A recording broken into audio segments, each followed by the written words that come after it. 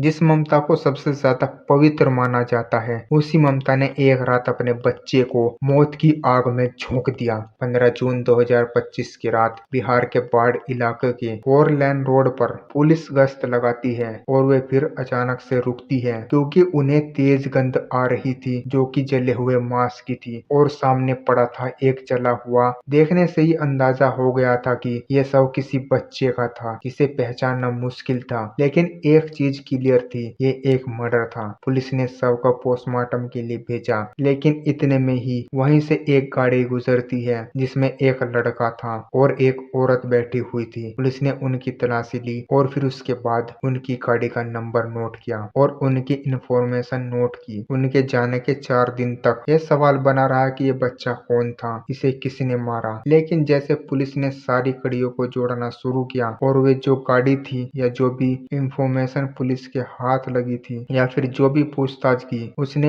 एक ऐसा राज खोला जिसने सबको झंझोर कर रख दिया। ये लाश 12 साल के एक बच्चे की थी और उसे मारने वाला और कोई नहीं था बल्कि उसकी माँ थी। रोमा देवी पेशे से टीचर थी, उसकी समाज में इज्जत थी क्योंकि वो एक पढ़ी लिखी औरत थी। इस महिला ने जो भी किया उसे सुनकर पत्थर भी पिघल जाए। पुलिस की जांच में पता चला कि रोमा देवी का अवैध संबंध चल रहा था, वो भी एक स्कूल के प्रिंसिपल से। दोनों की मुलाकात एक ट्रेनिंग के दौरान हुई थी। रोमा की पोस्टिंग अरिया में थी और निर्मल की पोस्टिंग रोहतक में थी। ट्रेनिंग के दौरान दोनों के बीच बातचीत हुई और फिर प्यार हो गया, या फिर कहो कि हवस ऊपर चढ़ गई उनके। लेकिन यह रिश्ता समाज और परिवार की हर सीमाओं को पार कर चुका था। रोमा का अपने पति से विवाद था और इन दोनों का तलाक केस चल रहा था, लेकिन 12 साल का बेटा इस नए रिश्ते से बिल्कुल बेहोश नहीं था। उसके हिसाब से उसका एक पिता था और वो किसी तीसरे व्यक्ति को अपनी जिंदगी में नहीं चाहता था। उसे ये पसंद नहीं था कि उसकी माँ उसके पिता के अलावा किसी और अन्य मर्द के साथ घूमे फिरे। 12 साल का मासूम बेटा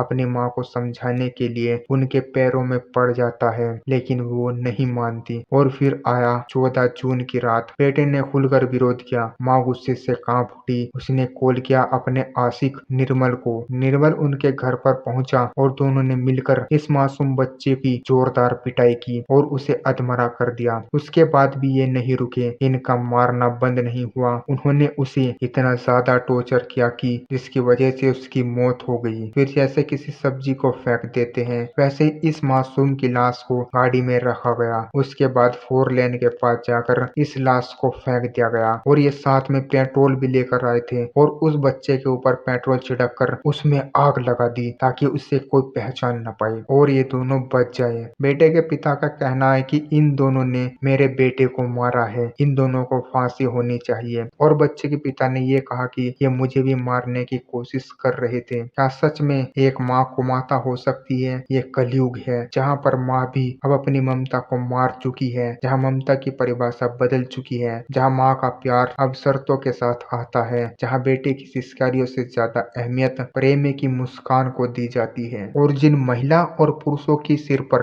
हवस हावी हो जाती है, वे पुरुष और स्त्री कुछ नहीं समझते, वे सिर्फ अपनी हवस को पूरा करने का सोचते हैं।